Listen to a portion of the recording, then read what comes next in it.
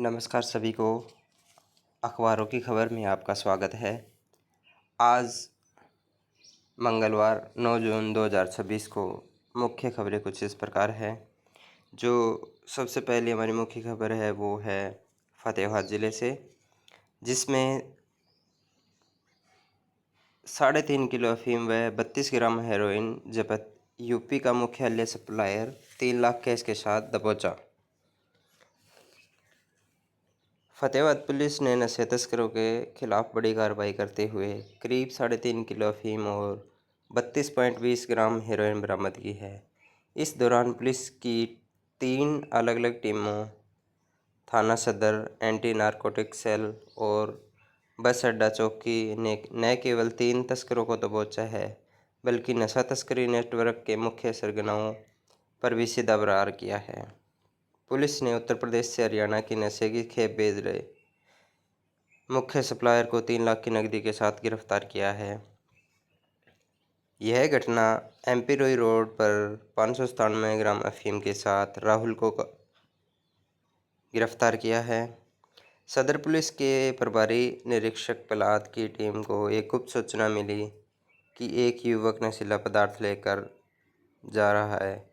Police ने तुरंत घेराबंदी की और एमपी रोही के पीर बाबा रोड पर रमेश चंद्र उर्फ राहुल को दबोच लिया। उसकी तलाशी में के दौरान 5.97 ग्राम अफीम बरामद हुई है। इसके साथ ही हेरोइन बेचने वाला लोकल सप्लायर शक्ति सिंह को भी अरेस्ट किया गया है। बस अड्डा चौकी पुलिस ने खिराती खेड़ा रोड पर 6 जून को जितेंद्र उर्फ काका के नाम के युवक को 7.25 ग्राम हेरोइन के साथ पकड़ा। अफीम तस्करी मामले में पुलिस ने हासिल की सफलता। थाना सदर पुलिस ने अफीम तस्करी के एक बड़े मामले में सफलता हासिल की है। पुलिस ने यूपी के बदायूं जिले के रहने वाले मुख्य सप्लायर प्रेम बाबू को गिरफ्तार किया है, जिसके कब्जे से 3 लाख रुपए नकद बरामद हुए हैं। इस मामले में बीती 1 जून को पुलिस ने नेशनल हाईवे पर एक कार से 2 किलो 937 ग्राम अफीम पकड़ी थी, जिसमें यूपी के ही 4 तस्कर को गिरफ्तार किया गया था। इसके साथ ही हेरोइन लेकर बेचने के लिए हिसार जा रहा था खिराती खेड़ा का नरेंद्र। एंटी नारकोटिक्स सेल ने के प्रभारी साधुराम की टीम को सूचना मिली कि खिराती खेड़ा का रहने वाला नरेंद्र उर्फ गोलू अपनी बाइक पर हेरोइन लेकर बेचने के लिए हिसार की तरफ जा रहा है। पुलिस ने नेशनल हाईवे 9 के सर्विस रोड पर नाका लगाया। जैसे ही नरेंद्र बाइक पे आया तो उसे रोककर चेक किया। उसकी लोअर की जेब से 32.20 ग्राम हेरोइन निकली। पुलिस ने बाइक और हेरोइन दोनों को जब्त कर लिया। इसके साथ ही जो हमारी एसपी है फतेहाबाद के, उनका कहना है कि पुलिस अधीक्षक निकिता खट्टर ने कहा कि नशे के खिलाफ पुलिस की कार्रवाई केवल नशा रखने या बेचने वाले व्यक्तियों तक ही सीमित नहीं है। फतेहाबाद पुलिस के मुख्य फोकस नशा तस्करी की पूरी सप्लाई चेन को तोड़ना है। हाल की कार्रवाइयों में पुलिस टीम ने न केवल नशीले पदार्थ बरामद किए, बल्कि उनके मुख्य सप्लायरों को और नेटवर्क से जुड़े लोगों तक पहुंच बनाई है। पुलिस प्रत्येक मामले में बैकवर्ड और फॉरवर्ड लिंक की जांच कर रही है, ताकि यह पता लगाया जा सके कि नशा कहां से आ रहा है और आगे किन लोगों तक पहुंचाया जा रहा है। वहीं पुलिस तकनीकी साक्ष्य और वित्तीय लेन देन और अन्य तथ्यों के आधार पर पूरे नेटवर्क की जांच कर रही है। नशा तस्करी से अर्जित संपत्तियों की आर्थिक स्रोतों की भी जांच की जा रही है।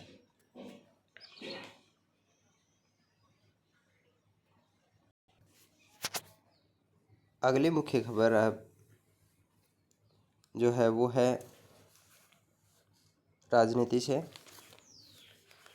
हमारे पश्चिम बंगाल से, जिसमें मुख्य रूप से छापा गया है ममता को बड़ा झटका। अब टीएमसी के 20 सांसदों ने भी एनडीए को समर्थन दिया।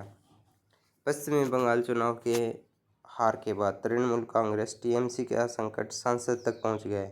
पार्टी सांसद काकोली घोष दस्तीदार के नेतृत्व में 20 सांसदों ने लोकसभा अध्यक्ष ओम बिरला को पत्र भेजकर एनडीए का समर्थन करने की बात कही है, जिसके बाद दिल्ली के केंद्रीय मंत्री के आवास पर जुटे बागी सांसद, कहा हम 2/3 से ज़्यादा। बागी सांसदों की दिल्ली में केंद्रीय मंत्री के घर में हुई बैठक की तस्वीरें भी सामने आई हैं।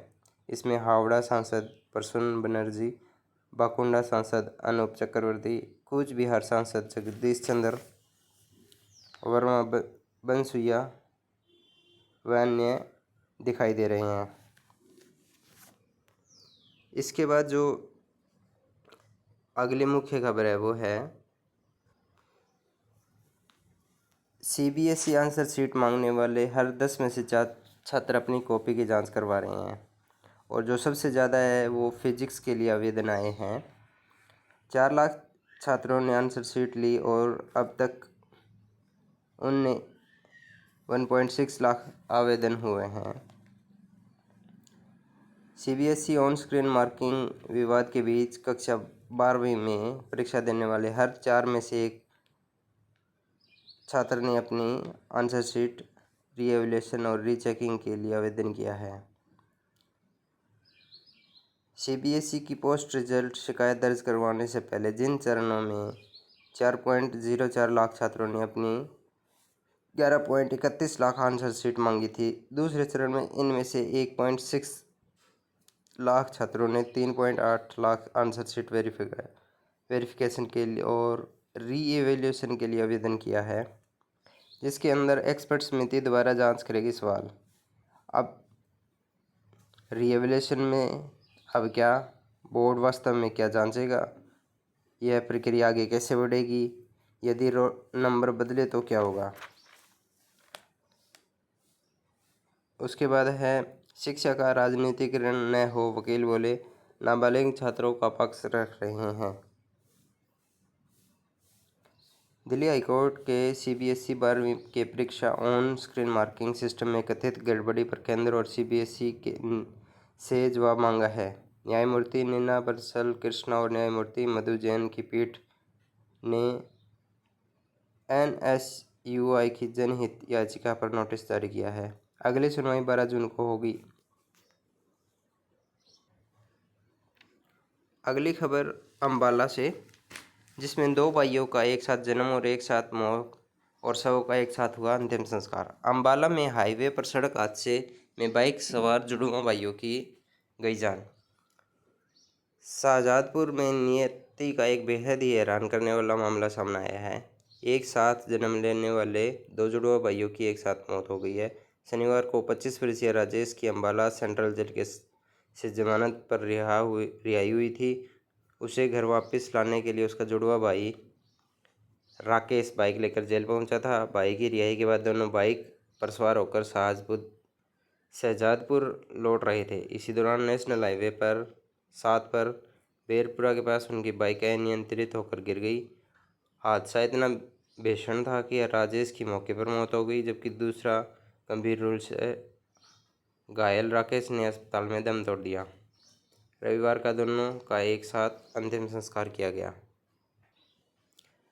अब हमारे जो गोल्ड या सिल्वर लवर है, जैसे सोना चांदी खरीदने वाले हैं, उनके लिए खुशी की बात है कि मुंबई के सराफा बाज़ार से कि चांदी की कीमत 12,608 रुपये और सोने की कीमत 2,749 रुपये घटी है। सराफा बाज़ार में सोमवार को गिरावट देखी गई है, जिसमें सोना चांदी के दाम 5% तक घट गए हैं। अब अगर आप सोना लेने की सोच रहे हो तो उम्मीद है कि सोना चांदी की कीमतें कुछ और डाउन आएगी।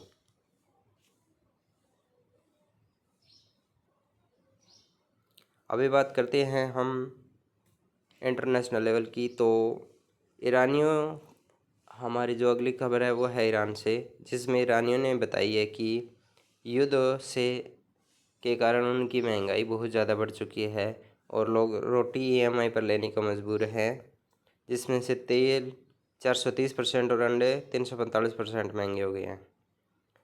जिसमें सरकार द्वारा ईरान में फैक्ट्रियों को बंद करने और डॉक्टरों को भी कम से कम लोगों को दवा लिख कर देने के लिए कहा गया है, ताकि देश के अंदर दवाई, खाने पीने की चीज़ों की कमी ना हो।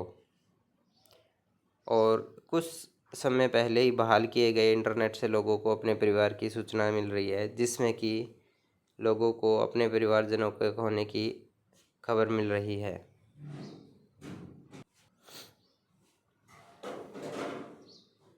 अगली खबर भी हम देखेंगे कि लोग और गर्भपात के लिए विभिन्न प्रकार के हथकंडे अपना रहे हैं, जिसके अंदर मेडिकल स्टोर संचालक बगैर किसी डॉक्टर के लिख के देने के बावजूद भी लोगों को गर्भपात की गोली दवाई मुहैया करवा रहे हैं, जिसको पीने और लेने के तरीके मेडिकल स्टोर द्वारा बताए जा रहे हैं। जिसके अंदर यह खबर कड़क चाय के साथ गोली मेडिकल स्टोर वाले बता रहे हैं गर्भपात का तरीका, इस खबर को मुख्य रूप से छापा गया है। बाकी और अधिक न्यूज़ के लिए आप हमारे साथ बने रहिए। अखबारों से खबर पर।